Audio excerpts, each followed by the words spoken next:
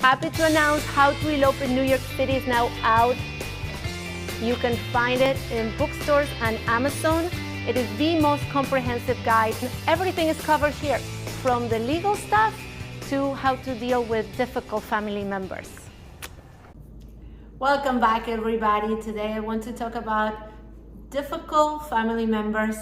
By difficult, I mean people that are not so happy about your nuptials. It still happens. Unfortunately, what I see the most, and trust me, it's still happening, is a father of the bride or the mother of the groom acting out on the wedding day. And it's really sad. It's really sad to see, but it happens.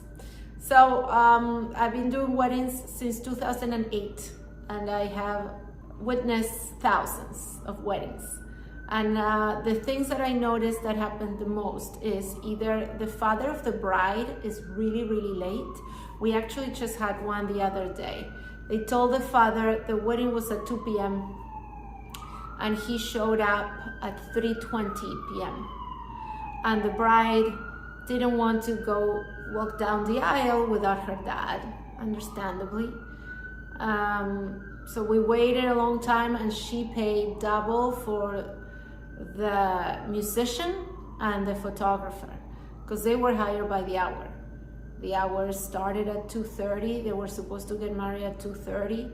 So they started practically an hour late, and he just walked in like nothing.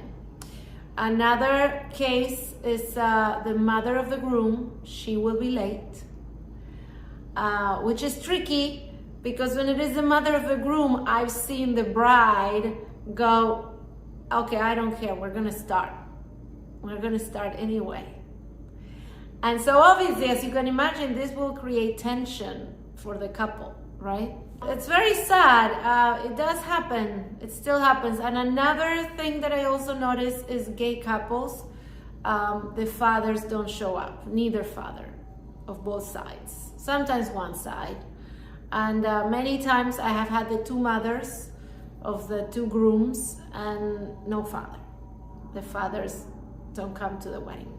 They don't want to see their son marrying another dude. And so what does this tell you? No matter how progressive and how liberal the propaganda and the marketing tells you that we all are, how we have evolved, yeah, it's not really true. At the end of the day, every family is their own world, and those things still happen inside the family.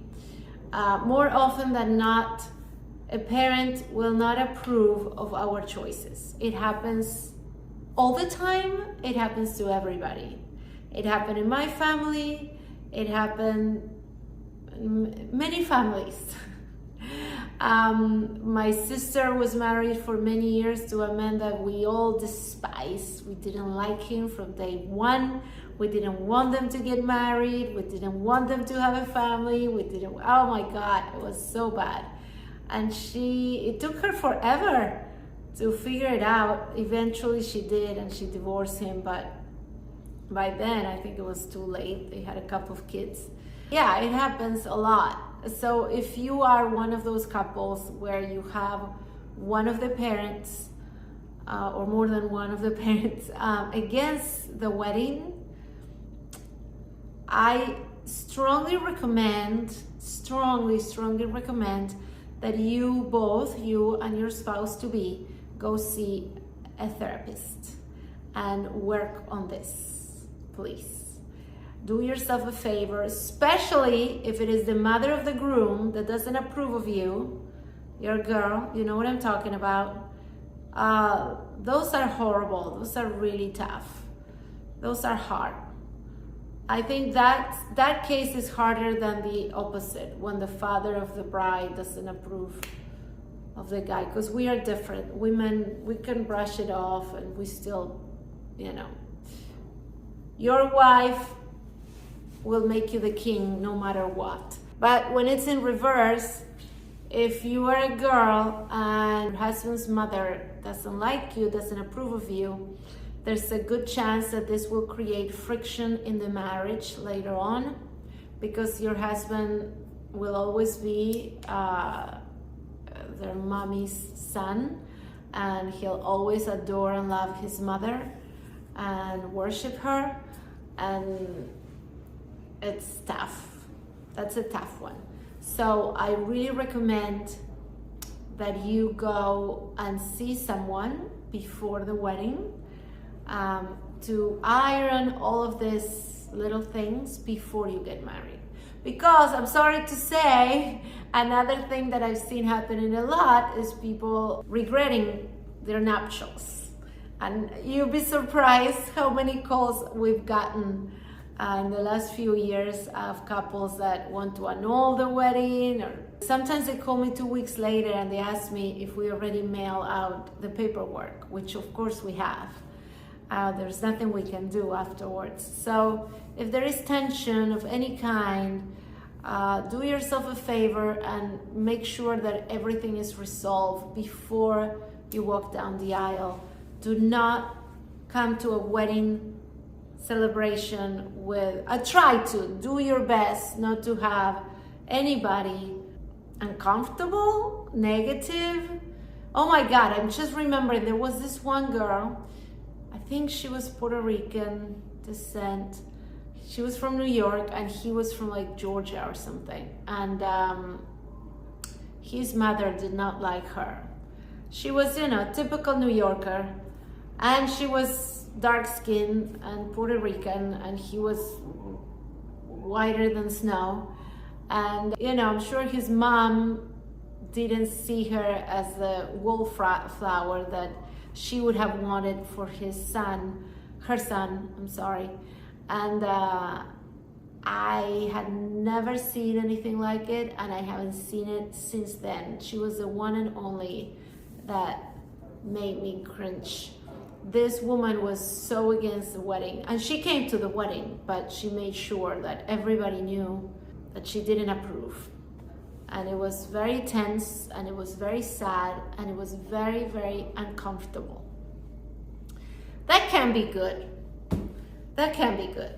Now, if you're in your 40s, you're not going to have this problem. So that's a good part. That's the good news of second nuptials or marrying someone when you're late in life.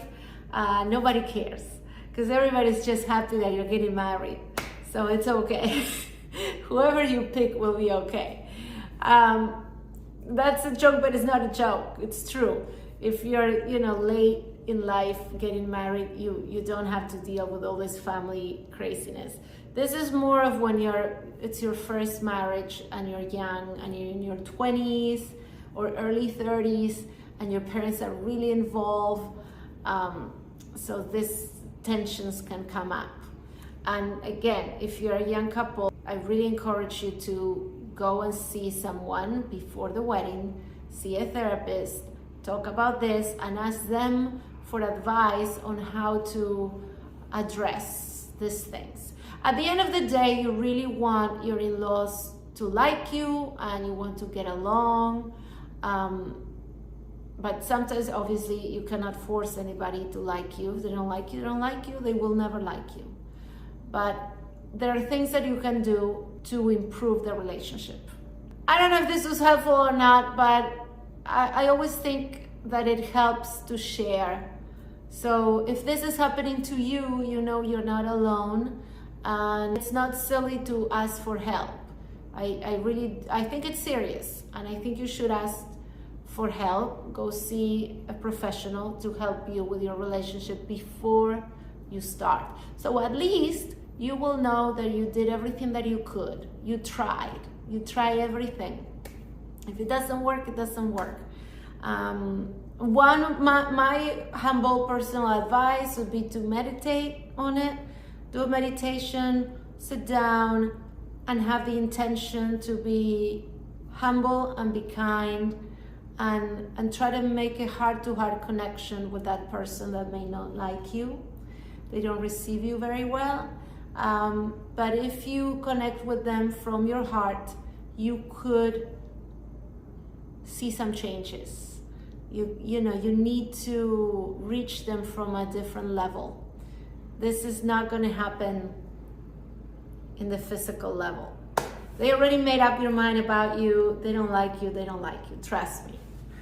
I have that kind of personality that I generate those kinds of feelings in people. Some people just don't like me.